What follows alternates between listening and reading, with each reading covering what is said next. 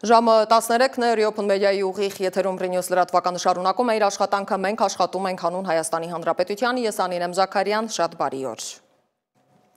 Փոխվարչապետ Մհեր Գրիգորյանը հեռավար կարգով մասնակցել է ԱՊՀ պետությունների կառավարությունների ղեկավարների հերթական նիստին եւ Ադրբեջանի վարչապետին հորդորել չկիրառել այսպես կոչված Զանգեզուրի միջանցք եզրույթը եւ որ երկրների միջև ստորագրված բարձր մակարդակի փաստաթղթերի համաձայն ապա շրջափակման համատեքստում պետք է օգտագործել Թրամփի ուղի հանուն միջազգային խաղաղության եւ բարգավաճման սահմանումը։ Ըստ նրա այս տարվա առաջին կիսամյակում Հայաստանի եւ ԱՊՀ երկրների միջև առևտրաշրջանառություն փոքր-ինչ նվազել է եւ կազմել շուրջ 4 միլիարդ դոլար։ Հայաստանի Հանրապետությունը հանձնառու է տարածաշրջանային փոխկապակցվածության օրակարգին, նշել է փոխվարչապետը։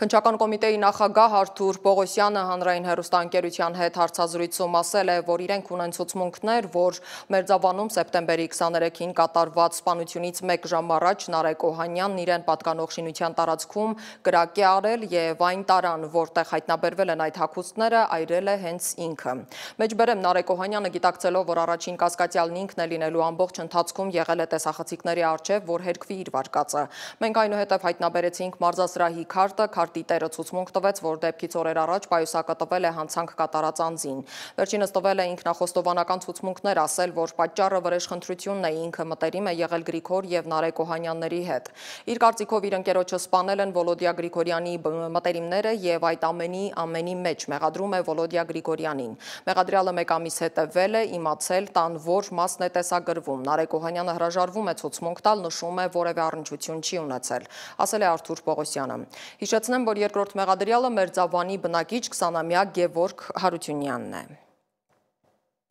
Վարժական հավաքների մասին օրենքի փոփոխության քննարկման ժամանակ ազգային ժողովի լուսումներում պաշտպանության նախարարի տեղակալ Արման Սարգսյանն ասել է, թե եթե տեսնում են խնդիր, շտկում են, նա անդրադարձել է նաև հավաքների մասնակիցներից գումարների պահմանը, նշել, որ նրանց գույք է տրվում, օրինակ տափաշիշ, եթե կորցնում են, ապա այո, գումարը պետք է պահվի։ Իսկ գրանցված աշխատողների դեպքում պետությունն ու գործատուն համատեղ ուժերով վճարում են քաղաքացուն։ Այլ հարց է, որ նա գրանցված աշխատող չէ, ոչ գրանցված աշխատողը չի կարող բանակի մասին խոսել, որովհետև իր գրանցման արդյունքում ձևավորվելու է պետական բյուջե, որոնք ծախսվելու են նաև բանակի կարիքները հոգալու համար, ասել է պաշտպանության նախարարի տեղակալը։ Ցանկալի չի այս ամբիոնից հնչեցնել, որ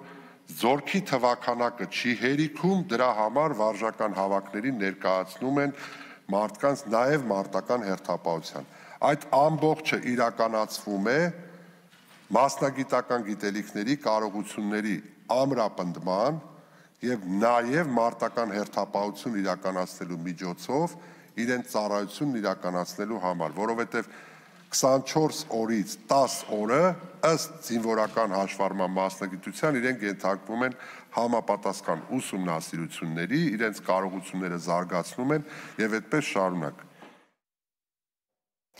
Պաշտպանության նախարարությունը հաղորդագրություն է տարածել, որ 3 հանդիպում է տեղի ունեցել անհետ կորած զինծառայողների հարազատների հետ։ Ըստ նախարարության ակցիայի սկզբում պաշտպանության նախարարությունը հանդիպման առաջարկ է ներկայացրել նախարարի տեղակալ, միևնույն ժամանակ գերիների, պատանդների եւ անհետ կորած անձանց հարցերով զբաղվող միջգերատեսչական հանձնաժողովի նախագահի տեղակալ Արման Սարգսյանի, հետո օպերատիվ գլխավոր վարչության պետ զինված ուժերի գլխավոր շտաբի պետի տեղակալ գեներալ-մայոր Թեմուր Շահնազարյանի հետ։ Ակցիայի մասնակիցները պնդել են, որ ցանկանում են հանդիպել գլխավոր շտաբի պետի եւ զինված ուժերից զորացրված մի շարք անձանց հետ։ Գլխավոր շտաբի պետ Էդվարդ Ասրյանն ընդունել է քաղաքացիներին։ Հանդիպումը տևել է մի քանի ժամ։ Ասրյանը ծնողներին է ներկայացրել ցուցակ, բաղկացած 265 անհետ կորածի անունից։ Նշվում է, որ հանդիպումները շարունակական կլինեն, զբաղվում են այդ հարցով եւ խոստացել են ամեն ինչ անել դրական արդյունքի համար։ Արտաքին գործերի նախարար Արարատ Միրզոյանը հանդիպում է ունեցել ՆԱՏՕ-ի գլխավոր քարտուղարի տեղակալ Ռադմիլա Շեկերինսկայի հետ։ Հանդիպումը կայացել է Վարշավայի անվտանգության ֆորումի շրջանակում։ Զրուցակիցները քննարկել են Հայաստանի եւ ՆԱՏՕ-ի միջև փոխգործընկերության ընդլայնման հնարավորությունները։ Գոհունակությամբ նշվել են ՆԱՏՕ անդամ երկրների դեսպանների վերջերս Երևան կատարված այցը եւ Հայաստանի մասնակցությունը ՆԱՏՕ խաղաղապահ առաքելություններին։ Վարշավայում Արարատ Միրզոյանը հանդիպել է նաև Ուկրաինայի արտաքին գործերի նախարար Անդրեյ Սիբիգայի հետ, խորաթափանց զրույց իմ գործընկեր Անդրեյ Սիբիգայի հետ։ Մենք համաձայն ենք զարգացնել Հայաստան-Ուկրաինա համագործակցությունը եւ ընդլայնել երկկողմ օրակարգը, գրել է Միրզոյանը, հավելելով, որ հանդիպման ընթացքում համառոտ ներկայացվել է նաև Հարավային Կովկասում հաստատված խաղաղությունը։ Միրզոյանի խոսքով հանդիպմանն ընդգծվել է նաև Ուկրաինայում խաղաղության հասնելու կարևորությունը։ Միացյալ Նահանգների նախագահ Դոնալդ Թրամփի հետ հանդիպման ժամանակ Իսրայելի վարչապետ Բենյամին Նեթանյահուն հեռախոսազրույցում ներողություն է խնդրել Կատարի վարչապետ եւ արտգործնախարար Մոհամմեդ Ալ-Թանիից Դոհայում Համասի առաջնորդների դեմ անհաջող մահափորձի համար եւ խոր ափսոսանք հայտնել, որ Կատարում Համասի թիրախների վրա Իսրայելի հրթիռային հարձակումը հանգեցրել է կատարցի զինվորի մահվան։ Կատարի պատվիրակությունը, որն ավելի վաղ բանակցություններ էր վարել Սպիտակ տանը, այժմ Վաշինգտոնում է, ակնկալվում է, որ կատարցի դիվանագետները կհամակարգեն պատանդներին առնչվող գործարքը։ Նեթանյահուն նաև ափսոսանք է հայտնել, որ Իսրայելը խախտել է Կատարի ինքնիշխանությունը պատանդների վերաբերյալ բանակցությունների ժամանակ հարձակվելով Համասի առաջնորդների վրա եւ հաստատել, որ Իսրայելն ապագայում նման հարձակումներ չի իրականացնի, նշված է Սպիտակ տան հայտարարության մեջ։ Միացյալ Նահանգները, Իսրայելը եւ Կատարը համաձայնել են ստեղծել եռակողմ մեխանիզմ տարաձայնությունները լուծելու համար։ Միացյալ Նահանգների հատուկ դեսպանորդ Սթիվ Ուիթքոֆը Fox News-ին հայտարարել է, որ Թրամփի Գազայի գոտու խաղաղության ծրագիրը կարող է կիրառվել Ռուսաստանի եւ Ուկրաինայի միջև հակամարտության վրա։ Դավիթ Կենջյանն է ներկայացնում։ ԱՄՆ նախագահ Դոնալդ Թրամփը հայտարարել է, որ Իսրայելի վարչապետ Բենյամին Նեթանյահուն համաձայնել է աջակցել Գազայի խաղաղության իր ծրագրին, որն ուղղված է 2 տարի տևած պատերազմի ավարտին, ներառյալ հաշտություն եւ Համասի պահած պատանդների ազատ արձակում։ Ծրագիրը նախատեսում է պատանդների փոխանակում, Իսրայելի զորքերի փուլային դուրսբերում Գազայից, Համասի զինաթափում եւ միջազգային կառույցի վերահսկողությամբ անցումային կառավարություն։ Համասի բացակայությունը բանակցություններից կասկածներ է հարուցում ծրագրի հաջողության վերաբերյալ։ Թրամփը նաեւ հայտարարել է, որ Իրանը կարող է միանալ Աբրահամյան համաձայնագրին։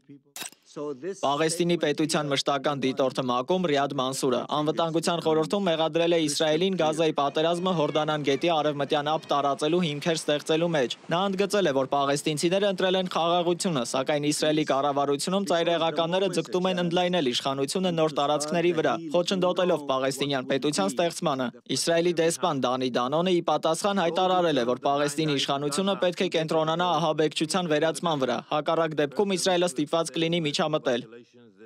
Միացյալ Նահանգների փոխնախագահ Ջեյդի Վենսը հայտարարել է, որ Վաշինգտոնը քննարկում է Ուկրաինայի խնդրանքը ձեռք բերելու Թոմահավք հրթիռներ, որոնք կարող են հարվածել Ռուսաստանի խորքերին, ներառյալ Մոսկվա։ Ռուսաստանի նախագահ Վլադիմիր Պուտինը զգուշացրել է, որ նման մատակարարումները կդարձնեն Արևմուտքը պատերազմի ուղղակի մասնակից։ Միաժամանակ Կրեմլը պնդում է, որ Թոմահավքերը խաղը փոխող գործոն չեն։ Ուկրաինայի նախագահ Վոլոդիմիր Զելենսկին խնդրել է Միացյալ Նահանգներին վաճառել այդ հրթիռները եվրոպական երկրներին, հետագայում Ուկրաինային փոխանցելու համար։ Ռուսական զորքերը գրավել են Դոնեցկի մարզի Շանդրիգոլովյե գյուղը, հայտնում է Դաշնության պաշտպանության նախարարությունը։ Հրապարակվել է նաև տեսանյութ, որտեղ երևում է, թե ինչպես են ռուս զինվորականները նռնակներ նետում, կրակում շենքերի եւ եկեղեցու վրա, ապա ծածանում Ռուսաստանի դրոշը։ Ավելի վաղ Ռուսաստանը հարյուրավոր անօդաչու թռչող սարքեր եւ հրթիռներ է արձակել Կիևի եւ Ուկրաինայի այլ շրջանների ուղղությամբ, սպանելով առնվազն 4 եւ վիրավորելով տասնյակ մարդկանց։ Անցած գիշեր ռուսական հակաօդային ուժերը խոցել են 81 ուկրաինական դրոն։ Հյուսիսային Կորեայի փոխարտգործնախարար Կիմ Սոն Գյոնգը ՄԱԿ-ի գլխավոր ասամբլեայում հայտարարել է, որ իրենց երկիրը երբեք չի հրաժարվի միջուկային ծրագրից, այն համարելով իշխանության եւ գոյության իրավունքի գրավական։ Նա ընդգծել է, որ միջուկային զենք ունենալն ամրագրված է Հյուսիսային Կորեայի պետական օրենքով։ Այն համարվում է ազգային քաղաքականություն եւ ինքնիշխանության երաշխիք եւ որևէ պարագայում չի հրաժարվի դրանից։ Դիվանագետը նաեւ նշել է, որ Միացյալ Նահանգների եւ նրա դաշնակիցների ագրեսիայի սպառնալիքի դեմ ուժեղացված միջուկային զսպան շնորհիվ ապահովում է կորեական թերակղզու ուժերի հավասարակշռությունը։ Դավիթ Գենջոյան, Reopen Media։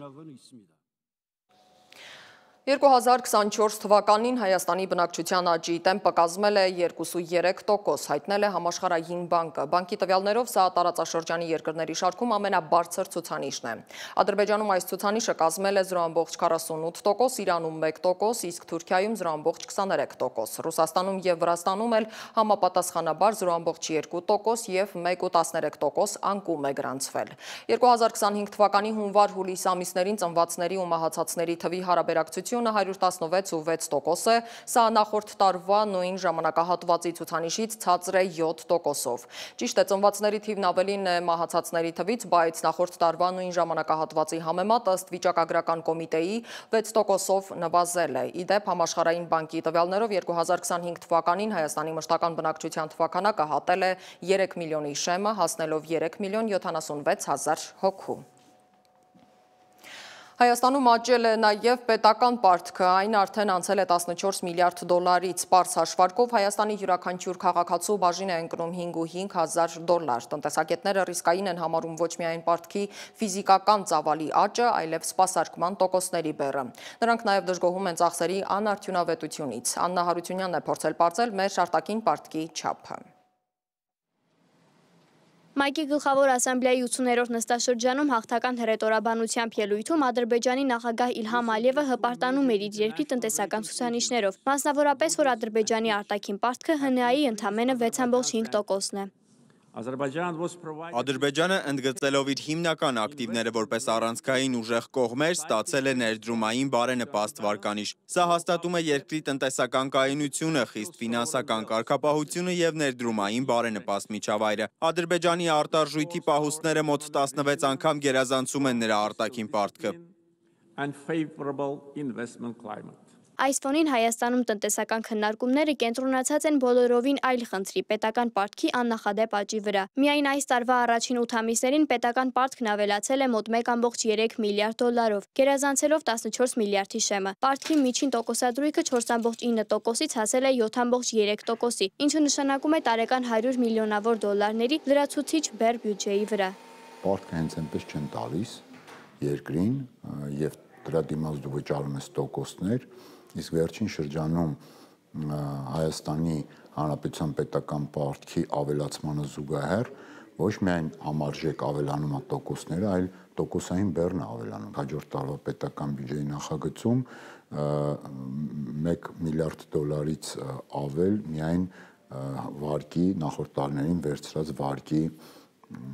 մենք սպասարկումն ենք իրականացնելու։ Ըստ մասնագետների ֆինանսների կառավարման խորքային խնդիրը ծախսերի անարդյունավետությունն է, ինչը հատկապես տեսանելի է պետական գնումների ոլորտում։ Թադևոս Ավետիսյանը պնդում է, որ մրցույթային գործընթացներից հրաժարվելով եւ մեկ անձից գնումներ կատարելով, պետությունը կորցնում է ավելի ցածր գնով ավելի լավ որակ ստանալու հնարավորությունը։ Ըստ նրա, մինչև վերջերս պարտքը գերազանցում էր ՀՆԱ-ի 60%-ի վտանգավոր շեմը, սակայն իրավիճակը ժամանակավորապես բարելավվել է ռուս-ուկրաինական պատերազմի պարագայում։ Դրամի գերարժևորումը միաժամանակ վիճակագրորեն նվազեցրեց պարտքի դրամային չափը եւ մեծացրեց ՀՆԱ-ն ստեղծելով կարճաժամկետ բարենպաստ պատկեր։ Սակայն ըստ տնտեսագետի երկիրը կանգնած է նոր մտահոգիչ դինամիկայի առաջ։ 2024 թվականը մենք փակել ենք ոչ թե նախորդ տարիների նման այսպես 12-13% աճով, այլ դրա նույնիսկ կես չափով 2025-ը նորից ավելի ցածր է աճի տեմպը 2 անգամ գրեթե քան պետական պարտքի աճի տեմպը, այսինքն տնտեսությունը աճում է գրեթե 2 անգամ ավելի դանդաղ, քան պարտքը, բայց դեռ այն կուտակած հնարավորությունը կա, որ մենք այսպես լավացրել ենք պարտքն հարաբերակցությունը, իսկ եթե դա այսպես մսխեն,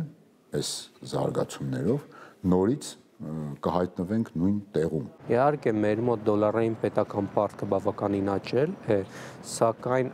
դրամական հարաբերությունը հնա պետական պարտքին հարաբերությունը այնքան չի աճել, այսինքն այս մի քանի տարիների ընթացքում 50% է մնացել։ Փորձագետի դիտարկմամբ դոլարի էժանության պատճառով արտարժութային պարտքի ավելացումը պարունակում է թաքնված վտանգ։ Դրամի հնարավոր արժեզրկման դեպքում պարտքի բեռը կարող է կտրուկ աճել, հասնելով ճգնաժամային մակարդակի։ Այս սցենարից խուսափելու համար Աղասիթ Հավադյանի խոսքով իշխանությունները փորձում են հավասարակշռել պարտքի արժութային կառուցվածքը։ Մեր ֆինանսների նախարարությունը այս վերջերս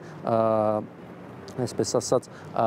ավելի հավասարակշռել է պարտքի, եթե առաջի 20%-ն ընդամենը դրամական պարկ 2018 թվական։ Այս պահին 50%-ը դրամական է, 50%-ը դոլարային է, որ ասենք փոխարժեքային ռիսկի իրականացման պարագայում, որ այս պահին չեմ տեսնում այդ հավանականությունը ես, բայց այդ ենթադրյալ սցենարի դեպքում ոչ թե 50%, ոչ թե 70% կլինի, որը կատաստրոֆիկ կարող է լինել Հայաստանի Հանրապետության համար, այլ կլինի 60%։ Ֆինանսական ամենակարևոր ռեսուրսը, որ պետք է լինի եւ կայուն ֆինանսավորի ծախսերը, դա խելամիտ հարկաբյուջետային քաղաքականությունն է։ Այսինքն ոչ թե հարկ քերթես, այլ արդյունավետ հարկային միջավայր ունենաս, որ մարդիկ հարկը վճարեն, ոչ թե այսինքն ասես հարկատուն հերոսը, հետո կեղեք ես իրան իրականում, քողարկես հարկատուն հերոսի տակ, հետո փոքր ու միջին բիզնեսի հարկային բեռը կրկնապատկես եւ այլն, հակառակը դու պիտի ներքին հնարավորություն ստեղծես, որպեսզի հարկային այսպես մուտքերը ավելանան ոչ թե կացնային մեթոդով, այլ տնտեսության աճի։ Համաշխարհային պարտքը 2025-ի երկրորդ կիսամյակում հասել է 338 տրիլիոն դոլարի, տարվա առաջին կեսին 21 տրիլիոն դոլար աճով, ինչը մտահոգություններ է առաջացնում նաև ամբողջ աշխարհի ֆինանսական կայունության համար։ Ճապոնիան ունի ՀՆԱ-ի 260%-ին հասնող պարտք, ԱՄՆ-ի պարտքը գերազանցել է 37 տրիլիոն դոլարը։ Հայաստանի դեպքում ըստ Աղասի Թավադյանի մենք սահմանագծին ենք։ Ըստ ԵԱՏՄ համաձայնագրի մենք ԵԱՏՄ անդամ պետություն ենք, պետական պարտքն հարաբերություն 50%-ը չպիտի գերազանցի, մենք այդ սահմանակետին ենք, ըստ մեր օրենքի ներքին, եթե մենք գերազանցում ենք 60% ցուցանիշը, ապա ֆինանսների նախարարությունը համապատասխան միջոցառումներ պիտի նախաձեռնի ծախսերը կրճատելու համար։ Մենք դեռևս սրան չենք հասնել, բայց իհարկե ռիսկը կա։ Փորձագետը զգուշացնում է խնդիրները լուծելու համար պետական պարտքին ապավինելը պետք է լինի վերջին, այլ ոչ թե առաջին քայլը, հատկապես երբ դրա սպասարկման ծախսերը բյուջեի վրա ավելի ու ավելի են ծանրանում։ Սակայն պետական ֆինանսների կառավարման կարևոր խնդիրներից է միջոցները արդյունավետ ծախսելու անկարողությունը։ Մենք տեսնում ենք, որ ասենք հատկապես IT ոլորտի, ռազմական ոլորտի ծախսերը չեն կատարվել, այսինքն օրինակի համար ռազմական ոլորտի ծախսեր կան, որոնք մինչև այժմ 10% չեն կատարվել նախատեսվածից։ Սակայն ասենք հիմնականում վերջին եռամսյակում, այսպես ասած, արագորեն ասենց վայրի վերի ձևով կամ կատարվում են կամ չէ այդ ծախսերը, սա մեծ խնդիր է, այսինքն մենք ունենք հստակ ծախսերի արդյունավետության ապահովման խնդիր։ Փորձագետները զգուշացնում են, որ ներկայիս տեմպերով պարտքի ավելացումը կարող է երկիրը կանգնեցնել նոր ֆինանսական ճգնաժամի շեմին։ Միաժամանակ ընդգծում, որ պարտքի աճը վտանգավոր չէ, եթե այն համաչափ է տնտեսական աճին եւ ուղեկցվում է նպատակային ծախսերով։ Աննա Հարությունյան, Գևորգ Սիանոսյան, Open Media։ Երեկոյան հրդեհ է բռնկվել Երևան քաղաքի Պուշկինի փողոցի շենքերից մեկում 9 մարտական հաշվարկ է մասնակցել հրդեհաշիջման աշխատանքներին, հրդեհը բռնկվել է մոտ 525 քառակուսի մետր մակերեսով երկհարկանի շինությունում։ Մի քանի ժամ աշխատանքի արդյունքում հրշեջներին հաջողվել է մարել կրակը։ Այրվել է շինությունը, գույք եւ սարքավորումներ մասամբ։ Հրդեհի բռնկման պատճառները դեռ հայտնի չեն։ Թալիբներն անջատել են Աֆղանստանում ինտերնետը։ Աֆղանստանն այժմ գտնվում է ինտերնետի լիակատար անջատման վիճակում, քանի որ թալիբների իշխանությունները քայլեր են ձեռնարկում բարոյականությունը պահպանելու համար, հայտնել է երկրում ինտերնետ կապն ապահովող ընկերությունը։ Սեպտեմբերի կեսերին թալիբները նախարկել էին օպտիկամանրաթելային ինտերնետը Բալխ նահանգում անբարոյականության տարածումը կանխելու համար, որոշումը կայացրել է թալիբների առաջնորդը։ Կառավարության խոսնակն ասել է, որ երկիրը կստեղծի կարիքները բավարարելու այլընտրանք, որը չի հրահրի քաղաքացիներին անբարոյական վարքագծի։ Թալիբները պնդում են, որ աֆղանցիները ինտերնետն օգտագործում են 18+ տեսանյութեր դիտելու եւ սիրախաղերի համար։ Reuters-ը գրում է, որ մալուխային ինտերնետի արգելքը թալիբների ավելի լայն արշավի մի մասն է, ուղղված քաղաքացիների նկատմամբ գրաքննության եւ հսկողության խստացմանը։ Այսքան այս ժամի համար հիշեցնեմ, որ մեզ կարող եք գտնել սոցիալական բոլոր հարթակներում, մենք աշխատում ենք հանուն Հայաստանի Հանրապետության, ես Անին եմ Զաքարյան, կհանդիպենք հաջորդ թողարկման ժամին 17:00-ին առայժմ։